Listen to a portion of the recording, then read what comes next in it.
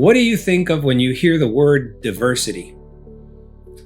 In work and in school, it usually relates to the same thing. In this context, it relates to race and ethnicity, as well as students of different religion, economic status, sexual orientation, and language background.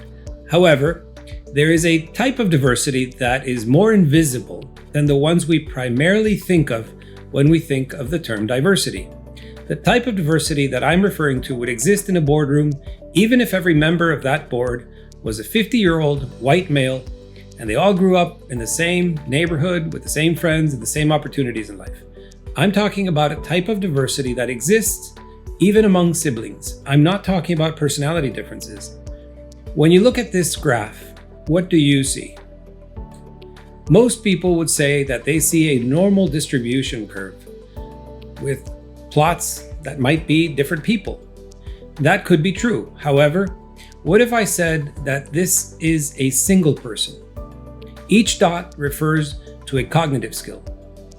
Each one of us has strengths and weaknesses, peaks and valleys in our own cognition. Every single one of us has a unique cognitive profile. Perhaps more importantly, these dots aren't static. They can be weakened or strengthened. Our cognition is dynamic throughout our life.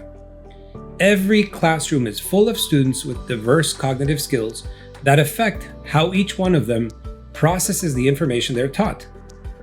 If that's not difficult enough for educators to deal with, we then put a blindfold on them.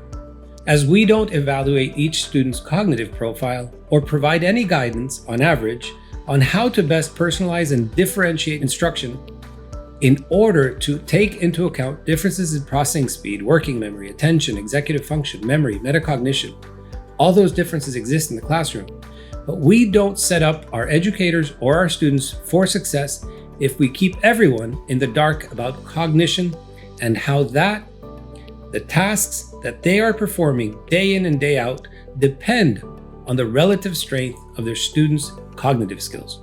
Educators and students are more likely to succeed if both understand how they learn, are taught how to learn effectively, and are provided science and evidence-based tools to appropriately differentiate and personalize instruction, as well as learning to design lesson plans with the science of learning at the center of how they teach.